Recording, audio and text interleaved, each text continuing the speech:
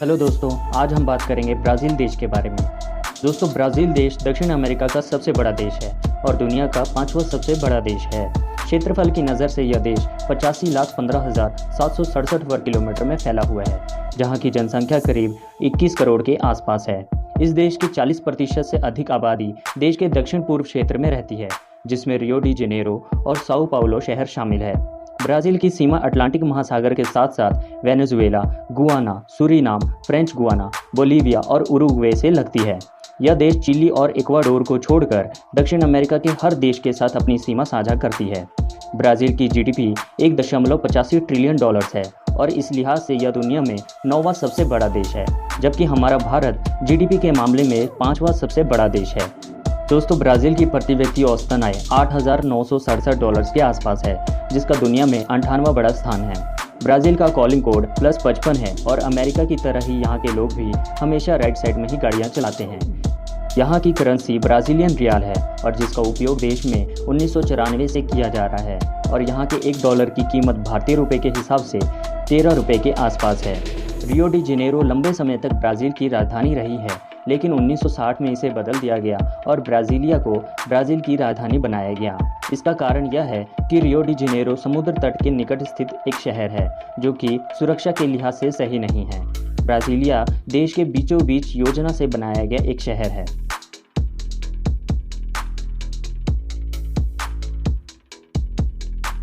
1822 को आज़ादी मिली और 1825 में इसका पहला संविधान बना।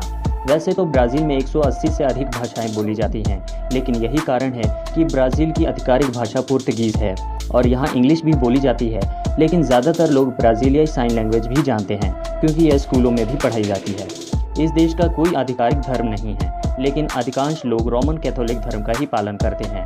ब्राज़ील की अर्थव्यवस्था का एक मुख्य कारण कमर्शियल जेट्स का निर्माण है। ब्राज़ील दुनिया का 6वां सबसे बड़ा कमर्शियल जेट्स का निर्माता है। इसी के साथ यह देश कच्चा लोहा, सोयाबीन, रॉ शुगर, कॉफ़ी और पेट्रोलियम जैसे उत्पादनों को दुनिया भर में निर्यात करता है। और आपकी जानकारी के लिए बता दें कि कॉफ़ी के उत्पादन में ब्राज़ील करीब 150 वर्षों से दुनिया का नंबर 1 देश रहा है। दोस्तों, एयरपोर्ट्स के मामले में ब्राज़ील देश अमेरिका के बाद दुनिया का दूसरा सबसे बड़ा देश है, जहां पब्लिक और प्राइवेट हवाई अड्डों को मिला करके लगभग 2700 के आसपास एयरपोर्ट्स हैं। दोस्तों, यह देश कृषि, इंडस्ट्रियल मशीनें, electric equipments, mineral fuels and oil और गाड़ियों की भारी मात्रा में आयात करता है। IMF की एक रिपोर्ट के अनुसार अगले कुछ दशकों तक अगर इस देश की अभी की दर से वृद्धि होती रही तो आने वाले टाइम में ब्राज़ील दुनिया का 5वां सबसे बड़ा अर्थव्यवस्थाओं में से एक होगा। दोस्तों, दुनिया के सबसे बड़े फॉरेस्ट अमेज़न का 64% हिस्सा ब्राज़ील देश में फैला हुआ है।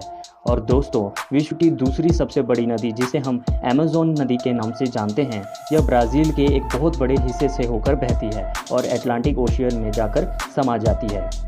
दोस्तों, जिस तरह हम भारतीय लोग क्रिकेट के दीवाने होते हैं, ठीक उसी तरह ब्राज़ील के लोग भी फुटबॉल को दिलो जान से पसंद करते हैं। और आपको जानकर यह बिल्कुल हैरानी होगी कि ब्राज़ील ने 5 बार फीफा वर्ल्ड कप का खिताब अपने नाम किया है, जो अपने आप में ही एक रिकॉर्ड है। फुटबॉल के अलावा कई ब्राज़ीलियाई कैपोएरा कला में माहिर होते हैं। कैपोएरा मार्शल आर्ट्स का एक रूप है जो अफ्रीकी संस्कृति से उत्पन्न हुआ था। यह एक कलात्मक खेल है जो नृत्य से मिलता जुलता है और कई ब्राज़ीलियाई लोगों का मनपसंदीदा कला भी है। दोस्तों, ब्राज़ील देश के क्षेत्र में एक टापू आता है जिसका नाम इल्हा डा क्यूमाडा है। इसे स्नेक आइलैंड के नाम से भी जाना जाता है क्योंकि इस टापू के हर वर्ग मीटर में कम से कम 5 सांप पाए जाते हैं जो बहुत ही जहरीले होते हैं। करीब 4,30,000 वर्ग किलोमीटर के क्षेत्रफल में फैले इस टापू में अलग अलग प्रजाति के 20 लाख से ज़्यादा सांप पाए जाते हैं।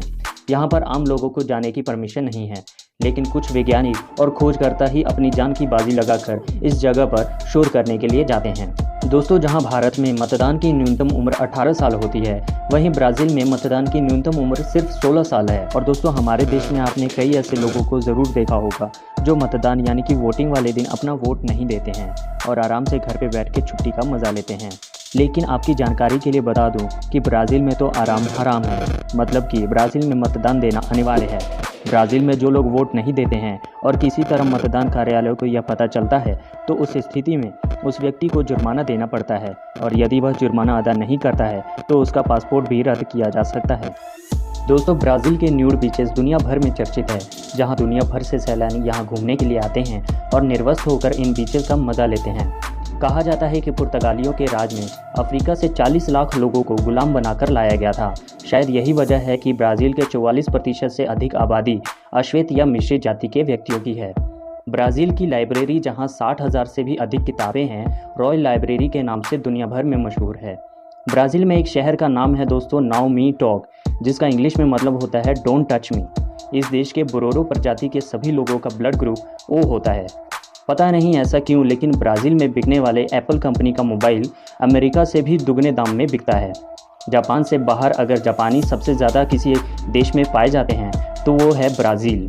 दोस्तों, इस देश की इतनी प्रगति के बावजूद कुछ ऐसी बातें हैं जो दुनिया भर में इस देश की छवि को ख़राब करती है। जैसे कि इस देश में क्राइम रेट्स बहुत ही ज़्यादा हैं। यहाँ हर 10 मिनट में किसी न किसी का मर्डर ज़रूर होता है। इसके अलावा यहाँ के लोगों को ड्रग्स की लत बहुत ज़्यादा है। इसके अलावा हवस के लिए लड़कियों की तस्करी भी यहाँ पर की जाती है। यह बात जानकर आपको बहुत शर्म आएगा कि ब्राज़ील के लोगों की उत्तेजनापन इतनी ज़्यादा होती है कि वहाँ के 35% लोगों ने कभी ना कभी किसी जानवरों के साथ सेक्स किया है। ब्राज़ील में समान लिंग विवाह कानूनी है और तो और 2008 से ही ब्राज़ील में लिंग परिवर्तन कराने की सर्जरी मुफ्त है। इसका खर्चा सरकार द्वारा दिया जाता है। दोस्तों, यह बात सुनने के बाद शायद आप ब्राज़ील के औरतों से नफरत करना शुरू कर दें, क्योंकि यहाँ की औरतें अपने बच्चों को सिर्फ इसलिए दूध नहीं पिलाती हैं कि कहीं उनका फिगर ना खराब हो जाए। इसलिए जिन बच्चों को माँ का दूध नसीब नहीं होता है, उनको सरकार की तरफ से माँ के स्तनों का दूध उपलब्ध कराया जाता है। इन सब के बावजूद ब्राज़ील देश आज एक संपन्न देश है, जहाँ हर साल 60 से 70 लाख पर्यटक घूमने के लिए आते हैं। तो दोस्तों, ब्राज़ील के बारे में यह जानकारी आपको कैसी लगी कमेंट करके ज़रूर बताइएगा, और वीडियो अच्छी लगी हो तो साथ ही साथ लाइक भी कर दीजिएगा। मिलते हैं एक और नई वीडियो के साथ।